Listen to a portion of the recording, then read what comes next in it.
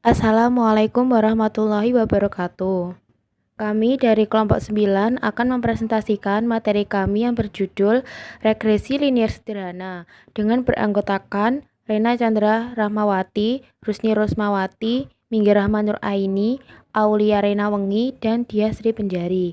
Berikut pemaparan materi dari kelompok kami. Kegunaan dari regresi ini ada 3. Yang pertama adalah untuk tujuan deskripsi dari fenomena data atau kasus yang sedang diteliti. Yang kedua untuk tujuan kontrol. Dan yang ketiga sebagai prediksi. Macam-macam dari regresi ini ada 2, yaitu regresi linier sederhana dan regresi linier ganda. Untuk regresi linier sederhana ini adalah model probabilistik yang menyatakan hubungan linier antara dua variabel di mana salah satu variabel dianggap mempengaruhi variabel yang lain. Untuk rumus persamaannya adalah Y sama dengan A plus BX. Sedangkan untuk regresi linier ganda ini merupakan analisis regresi ganda yang dilakukan bila jumlah variabel independennya minimal 2. Untuk persamaan regresi ganda untuk dua prediktor, rumusnya adalah Y sama dengan A plus B1X1 plus B2X2. Sedangkan untuk 3 prediktor adalah Y sama dengan A plus B1X1 plus B2X2 plus B3X3. Untuk persamaan regresi untuk N prediktor adalah Y sama dengan A plus B1X1 plus B2X2 plus seterusnya sampai variabel ke N. Sekarang kita akan membahas tentang perbedaan RLS dan regresi berganda. Apabila banyaknya pengubah bebas X hanya 1, maka itu regresi linier, disebut sebagai regresi linier sederhana atau RLS. Sedangkan apabila terdapat lebih dari satu regresi, tersebut dinamakan sebagai regresi linier berganda K. K sendiri merupakan banyaknya pengubah bebas.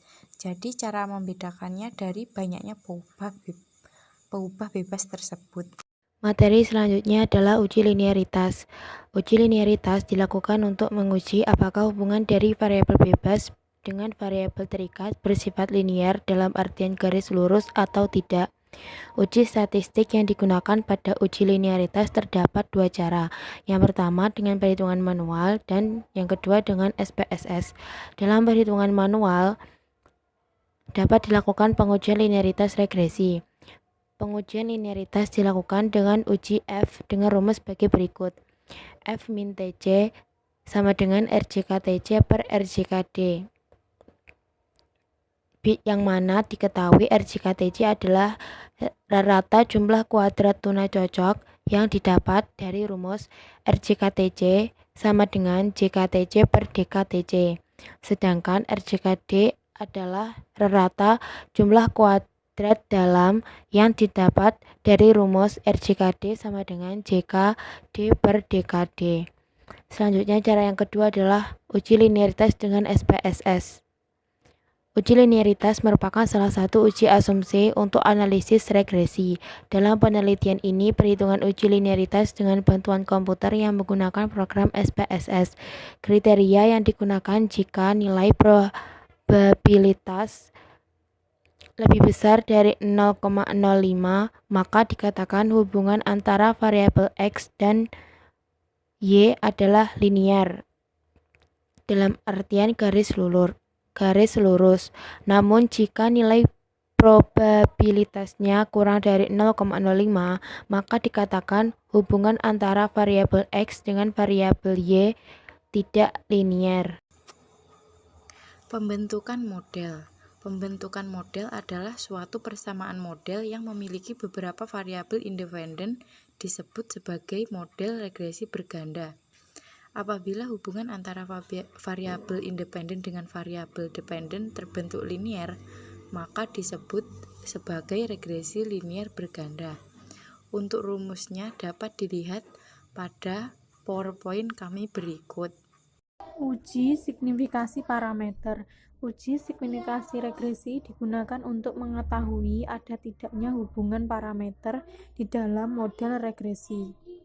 Adanya kemungkinan bahwa dari contoh yang digunakan terdapat hubungan antara X dan Y atau peubah bebas dan tak bebas, di mana sebagai kenyataan tidak terdapat hubungan dalam populasi.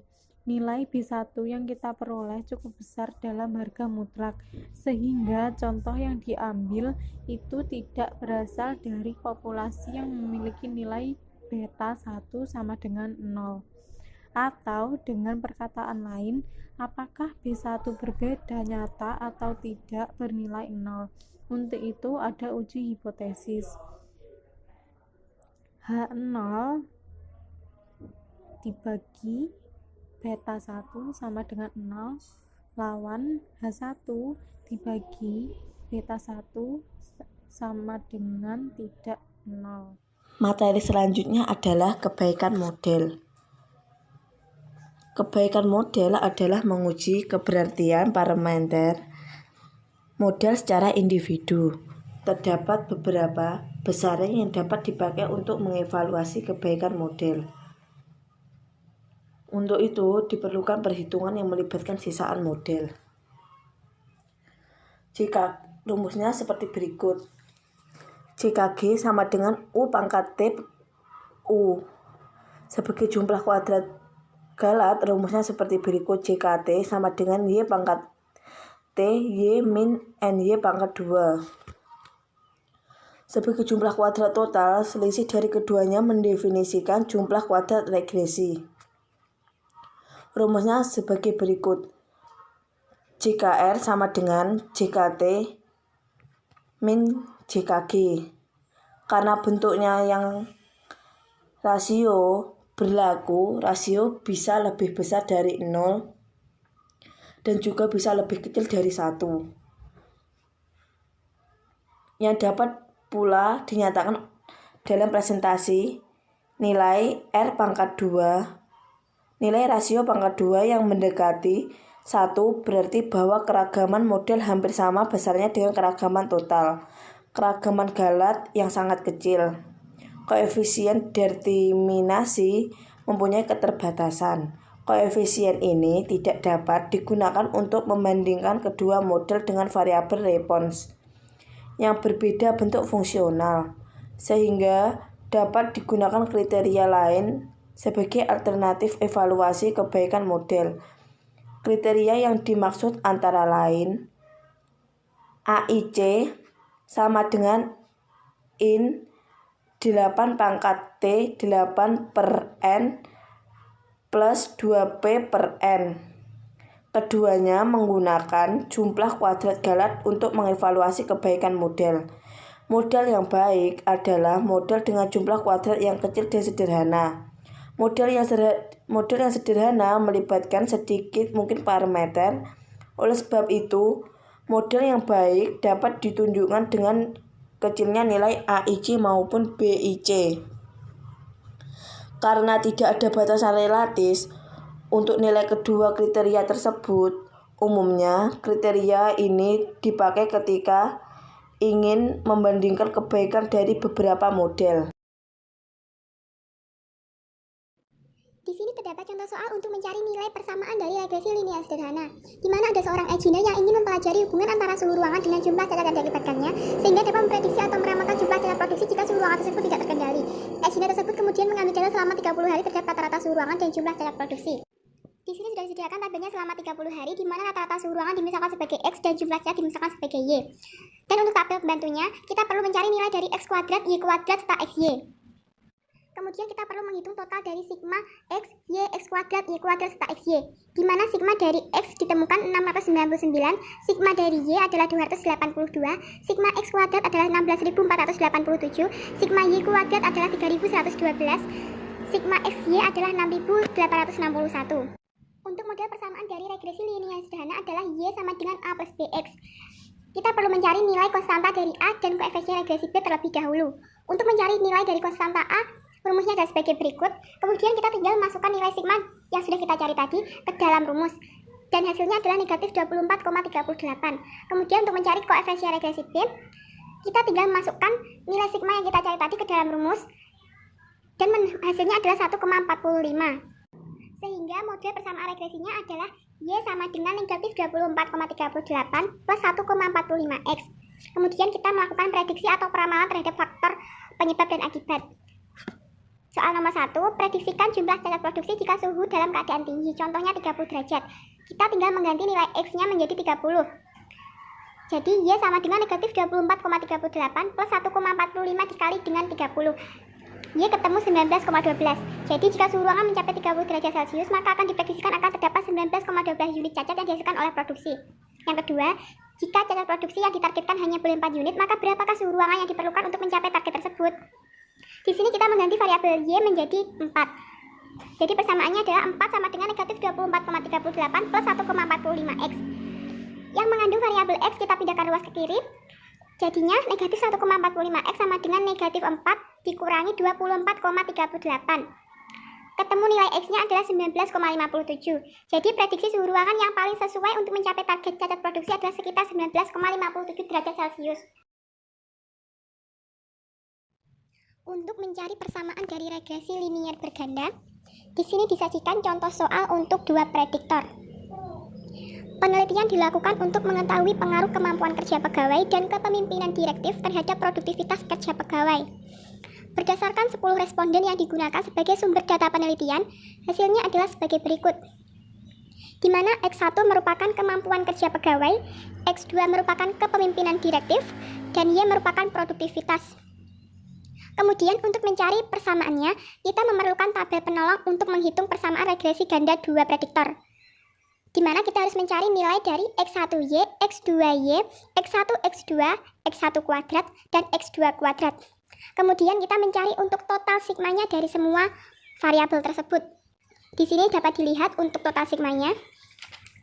Kemudian untuk menghitung harga-harga A, B1, dan B2 dapat menggunakan persamaan berikut. Di sini terdapat 3 persamaan untuk mencari persamaan dari regresi dua prediktor. Dapat dilihat di sini. Bila harga-harga dari data di atas dimasukkan ke dalam persamaan tersebut, maka kita tinggal masukkan total sigmanya yang kita cari tadi ke dalam persamaan tersebut. Kemudian, langkah selanjutnya, agar A menjadi 0 pada persamaan 1 dan 2, maka persamaan 1 dikalikan dengan 6 dan persamaan 2 dikalikan dengan 1. Hasilnya menjadi seperti ini. Di sini nilai A-nya adalah 0 dan terdapat persamaan negatif 102 sama dengan negatif 46 B1 dikurangi 27 B2. Ini masuk ke dalam persamaan yang keempat. Kemudian, agar perhitungan A menjadi 0 pada persamaan 1 dan 3, maka persamaan 1 perlu dikalikan dengan 4 dan persamaan 3 dikalikan dengan 1. Hasilnya menjadi negatif 57 sama dengan negatif 27 B1 min 22 B2. Ini masuk ke dalam persamaan yang kelima. Kemudian, untuk mencari harga dari B2, kita menggunakan persamaan 4 dan persamaan 5, di mana persamaan 4 dikalikan dengan 27 dan persamaan 5 dikalikan dengan 46. Hasilnya menjadi B2 sama dengan negatif 0,466. Kemudian, untuk mencari harga dari B1, kita perlu memasukkan B2 ke dalam salah satu persamaan. Dapat menggunakan persamaan 4 maupun persamaan 5, tetapi di sini saya menggunakan untuk persamaan yang keempat. Kita tinggal masukkan koefisien yang sudah kita cari tadi, koefisien nilai dari B ke dalam persamaan tersebut. Persamaannya menjadi negatif 102 sama dengan negatif 46 B1 dikurangi 27 dikali negatif 0,466. Kemudian kita pindahkan ruas yang mengandung variabel B1 ke kiri. Kemudian didapat harga dari B1 adalah 2,4909. Kemudian untuk mencari nilai A-nya, kita masukkan harga dari B1 dan B2 ke dalam persamaan yang pertama. Persamaannya adalah 170 sama dengan 10A plus 60B1 plus 40B2. Kita masukkan harga dari B1 dan B2 tersebut ke dalam persamaan ke-1. Didapat hasilnya nilai A adalah 3,9186. Jadi nilai A, B1, dan B2 yang kita peroleh tadi adalah A adalah 3,9186, B1 adalah 2,4909, dan B2 adalah negatif 0,466. Selanjutnya kita tinggal masukkan nilai yang sudah kita cari tadi ke dalam rumus persamaan regresi linier ganda untuk dua prediktor. Rumus persamaannya tadi adalah Y sama dengan A plus B1X1 plus B2X2.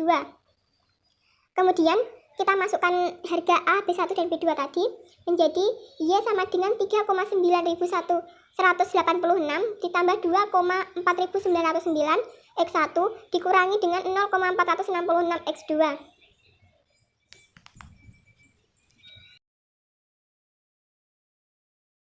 Selanjutnya adalah uji linearitas. Di sini sudah terdapat tabel yang berisi beberapa sampel beserta rumus yang akan digunakan nanti untuk uji linearitas. Hipotesis yang akan digunakan nanti adalah sebagai berikut. HO adalah regresi linear, HL adalah regresi non-linear. Kriteria pengujian hipotesis, diterima HO jika F hitung lebih kecil dari F tabel, diterima HL jika F hitung lebih besar dari F tabel. Sebelumnya kita harus mencari harga A dan B yang diperoleh melalui rumus B sama dengan N kali sigma XY min sigma X kali sigma Y per N kali sigma X kuadrat min sigma X dalam kurung kuadrat. A sama dengan Y min PX. Berdasarkan data yang dibuat tabel di atas diperoleh harga sebagai berikut. Sigma X 549, sigma Y 589, sigma X kuadrat 30.147, sigma Y kuadrat 35.311, sigma X 32.307, N 10, Y 58,9, X 54,9, K 3. Setelah itu tinggal kita masukkan ke dalam rumus B, yaitu 10 kali 32.307 dikurangi 549 kali 589 per 10 kali 30.147 dikurangi 549 kuadrat. Kemudian nanti hasil akhir dari nilai B adalah min 4,217. Selanjutnya kita mencari nilai A dengan rumus Y min PX. Y 58,9 dikurangi min 4,217 dikali 54,9. Nanti ketemu nilai A adalah 290,413. Setelah itu tinggal kita melakukan uji linearitas. Langkah-langkah yang pertama adalah kita mencari JKA dengan rumus sigma Y kuadrat min N sama dengan 589 kuadrat dibagi 10. Nanti hasilnya 34.692,1. Setelah itu langkah yang kedua adalah kita mencari JKB per A dengan rumus B kali sigma XY min sigma X kali sigma Y dibagi N. Tinggal kita masukkan nilai B tadi adalah min 4,217 dikali 32.307 dikurangi 549 kali 589 dibagi 10. Nanti hasilnya adalah 1.222,714. Langkah yang ketiga adalah kita mencari JKE dengan rumus sigma Y kuadrat min sigma Y dalam kurung kuadrat min NI. NI di sini adalah N yang jadi kita menggunakan berapa sampel, nanti N-nya mengikuti jumlah sampel yang akan digunakan. Di sini untuk mencari JKE, saya membagi menjadi 3 kloter supaya lebih mudah dalam proses penghitungan. Untuk yang pertama, saya menggunakan 4 sampel teratas. Jadi nanti N-nya adalah 4. Tinggal kita masukkan nilai-nilainya. 64 kuadrat plus 67 kuadrat plus 70 kuadrat plus 48 kuadrat dikurangi dalam kurung 64 plus 67 plus 70 plus 48 baru dikuadratkan dibagi 4. Kemudian nanti hasil akhirnya keluar 288,75. Selanjutnya adalah saya menggunakan 3 sampel. Rumusnya sama seperti tadi, tinggal kita masukkan sigma Y kuadratnya adalah 68 kuadrat plus 57 kuadrat plus 54 kuadrat dikurangi dalam kurung 68 plus 57 plus 54 dalam kurung kuadrat dibagi 3. 3 ini karena tadi saya menggunakan 3 sampel dalam pengujian yang kedua ini. Kemudian nanti hasilnya adalah 108,667. Tandanya ini plus semua. Kemudian untuk yang kloter yang ketiga, rumusnya juga sama seperti tadi. Saya menggunakan sisa sampel yang tadi digunakan, tadi kan sisa 3. Jadi tinggal kita masukkan 46 kuadrat plus 56 kuadrat plus 59 kuadrat dikurangi 46 plus 56 plus 59 baru dikuadratkan dibagi 3. Nanti hasilnya 92,667, tandanya juga plus. Nah, dari ketiga penghitungan tadi, maka kita total keseluruhan 298,75 plus 108,667 plus 92,667. Hasil akhir total keseluruhan dari JKE nanti adalah 490,084. Jadi ini sebagai JKE-nya nanti.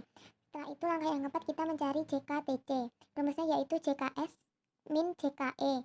Terlebih dahulu kita mencari JKS dengan rumus sigma Y kuadrat min JK B per A min JKA. Tinggal kita masukkan nilainya yang sudah kita hitung di awal tadi. Sigma Y kuadrat adalah 35.311 dikurangi 122,74 dikurangi 34.692,1. Nanti hasilnya untuk JKS adalah 496,186. Setelah itu tinggal kita masukkan ke dalam rumus JKTC. JKTC tadi rumusnya JKS min JKE. JKS tadi 496,186 dikurangi JKE tadi kita menghitung 490,084. Hasilnya adalah 6,102. Ini sebagai JKTC. Kemudian langkah yang kelima adalah kita mencari S kuadrat TC dengan rumus JKTC per K-2. JKTC tadi 6,102 per K-nya 3 dikurangi 2, hasilnya adalah 6,102. Untuk langkah selanjutnya adalah langkah yang keenam, kita mencari S kuadrat E dengan rumus JKE per N-K. JKE tadi adalah 490,084 dibagi N-nya 10 dikurangi K-nya 3, hasilnya adalah 70,012. Langkah yang terakhir adalah kita mencari F hitung. Rumusnya S kuadrat TC per S kuadrat E. Tinggal kita masukkan tadi yang sudah kita hitung. S kuadrat TC adalah 6,102 dibagi 70,012. Hasilnya adalah 0,08. Ini sebagai F hitung. Jika dari hasil perhitungan di atas, apabila disusun dalam tabel ANAVA, maka akan diperoleh gambaran perhitungan sebagai berikut. Bisa dilihat di gambar tabel tersebut. Nah, dari perhitungan di atas diperoleh F hitung sebesar 0,08. Jika dikonsultasikan F tabel pada taraf signifikasi 0,05 dan pada DK 1,7, diperoleh F tabel sebesar 5,59. Dengan demikian, HO diterima karena F hitung lebih kecil dari FT atau F tabel, yaitu 0,08 kurang dari 5,59. Jadi, hipotesis model linier diterima dan tidak perlu mencari model lain. Sekian presentasi dari kelompok kami. Apabila ada kurang lebihnya, kami mohon maaf. Wassalamualaikum warahmatullahi wabarakatuh.